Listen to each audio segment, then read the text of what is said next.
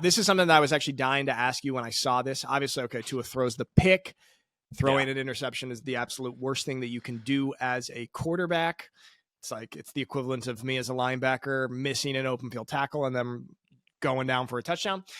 So as a quarterback, like we see this sometimes where quarterbacks, after they throw the pick, which is ironic because that in itself is oftentimes a lapse in judgment, then they show an additional lapse in judgment by going to try to make a big tackle. We saw it a couple of years ago, actually, with Baker Mayfield coming in and actually injuring his shoulder when he tried to tackle the guy who picked him off. And Tua here, after all this conversation has been about his concussions and his brain safety and everything. And like a few weeks ago on the show, we were talking about, should this guy retire? Thankfully, he's back on the field and he's healthy.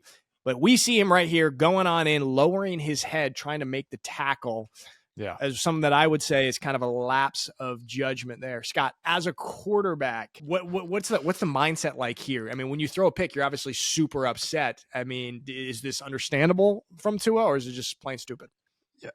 Yeah. Look, this is ultimately everything that came out post his latest concussion and everything, how he spoke to how he wanted to get back out on the field and how he's a football player through and through. And there was no hesitation in him saying, I'm returning, I'm not retiring, like kind of thing.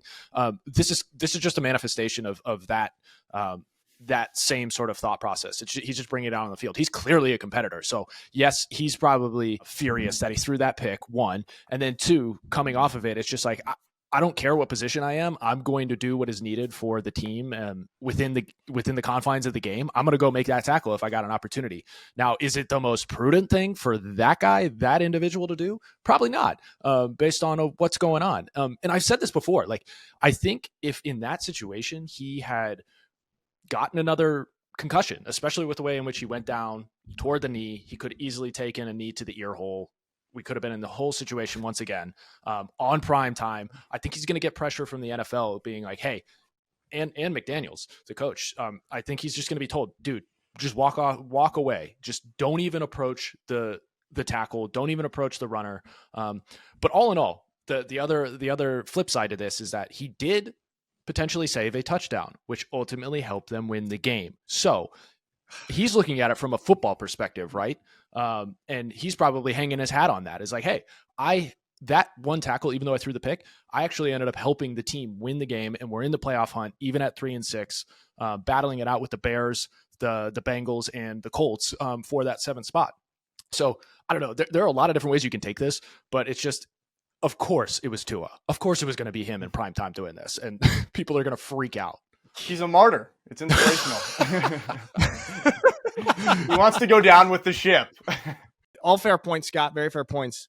I'm a little bit torn because one could argue that this is actually an incredibly selfish move for a quarterback to do this because, okay, you throw the interception and this is you as an individual trying to make, of course you're helping the team, but it's you trying to get your personal redemption on the guy that picked you off and you go make the tackle. I'm not saying that I believe this, but this could be an argument made. But let's take a look here at why the Dolphins are actually now possibly in the playoff conversation.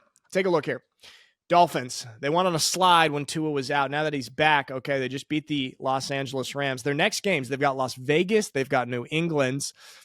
A little bit easier. They've got Green Bay. That's a challenging one. That's at Lambeau, too. This is especially difficult, I think, for a warm weather team like Miami to try and go up to Lambeau Field, playing out in the open in, when is that? End of November. Okay, but then they've got Houston. That's another formidable opponent, but that's indoors. Yeah. So weather won't be a factor there. San Francisco, they've got them at home. We'll see how San Francisco plays out for these next few games, see what type of team they are at this point. And they've got the Browns. Easy win. Anytime anyone's got the Browns. Hey. We are down but frisky. We can do any given Sunday, baby. That's a new word, Sunday. Frisky? Let me pull up the old dictionary again. He said frisky, Mike. I know that thick Ohio accent of Scott's is hard to understand. Why do you sound frisky like that? Just the way I talk. What do you think about the remaining of this schedule? Is this playoff conversation, Scott? Is this realistic, or is this kind of just grabbing at straws here?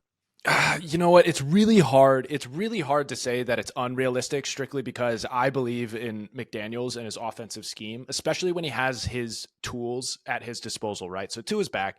He's going to get back into form prior to his 4-week hiatus there with the concussion. It's just a matter of time until he gets there. So it's hard to count out McDaniels and when he has all of those tools, but at the same time, those are some formidable opponents. And I don't know if even at their best, the Dolphins can withstand the onslaught week after week of that sort of lineup, right?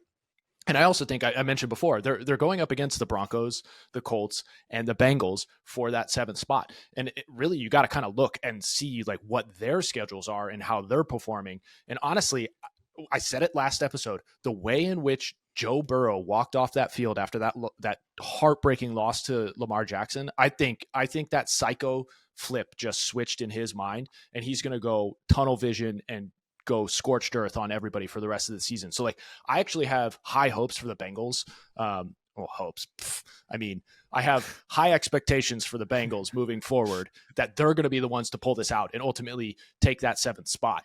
That's not to say that the Dolphins won't be in the hunt. I just think they have a Mount Everest to climb as opposed to a smaller molehill that say the Bengals have with a guy like Burrow behind center.